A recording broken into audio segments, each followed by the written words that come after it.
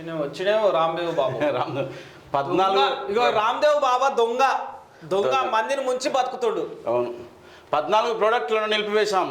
తయారీ లైసెన్స్ రద్దు అయిన 14 రకాల ప్రోడక్టులను అమ్మకాలను నిలిపివేశామని పతంజలి ఆయుర్వేద సంస్థ సుప్రీంకోర్టులో అఫిడవిట్ దాఖలు చేసింది.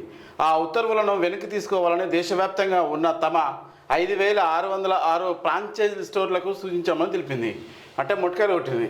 పతాంజలి బాబా వీడు ఎవడైతే ఉన్నాడో వీడు యోగా చేసుకొని నిమ్మలంగా ఉండి నిజంగా యోగా చేస్తే ఆరోగ్యానికి మంచిది అని చెప్పి వాడు ఒక క్లాస్ పెట్టి దాన్ని ఏదైనా చేయిపోయి నాకు అర్థం కాదు. కానీ వీడు ఇక యోగాలో ఎంతమంది అయితే జాయిన్ అవుతారో వీళ్ళందరినీ చూసుకొని వీళ్ళందరినీ ట్రాప్ చేసి ఏం చేసిందంటే యోగాతో పాటు కల్తీ లేనటువంటివి కొంచెం ఆహారం తీసుకుంటే అది ఆరోగ్యానికి మంచిది, కొవ్వు పెరగది, కండ పెరగది, నాశనం కాదు, పొట్ట గిట్ట అని చెప్పి వీడేం చేసిండు, ఆడ బర్రెలు పెట్టే పెండని తీసుకొచ్చి పిడికలు చేసి కవర్లలో కట్టి పిడికలు అమ్మిండు.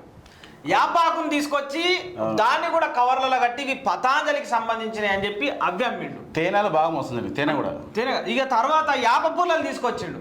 మనం లట్టుకొని తెంపుకొని పళ్ళ పుల్ల వేసుకుంటాం. వాడేం చేస్తాడు, తెంపుకొని వచ్చి ప్యాకెట్లో పెట్టి వీడు యాప పుల్లలు అమ్మిండు, చింత జిగురుని అమ్మిండాడు, ఈ యాప గింజలను అమ్మిండు, ఉలువల మనం కొనుక్కున్నవి ఊళ్ళో బాయికాడ దొరికేటే వీడు అమ్మిండు. అయితే ఇట్లా చేసుకుంటే ఏం చేసిండంటే తేనెను కూడా అమ్మిండాడు. తేనె నమ్ముకుంటే వీడు ఏం చేసాడు, పతాంజలి బాబా వీడు రామ్దేవ్ బాబా పేరు రామ్దేవ్ బాబా. ఇక వీడు దందా షురు చేసిండే. వీడు దందా ఎట్లా చేసిండంటే భారతదేశం మొత్తం పెట్టిండు. మొత్తం ఆయనది, ఇక భారతదేశం మొత్తం పెట్టిండు.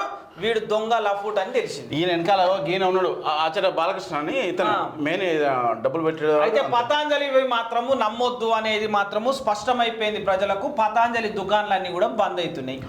ఈయన అడ్వర్టైజ్ వరకు అసలు ఈయన అదే ఒకరిని ముంగడ పెట్టి ఇక పతాంజలికి సంబంధించిన వార్త అది.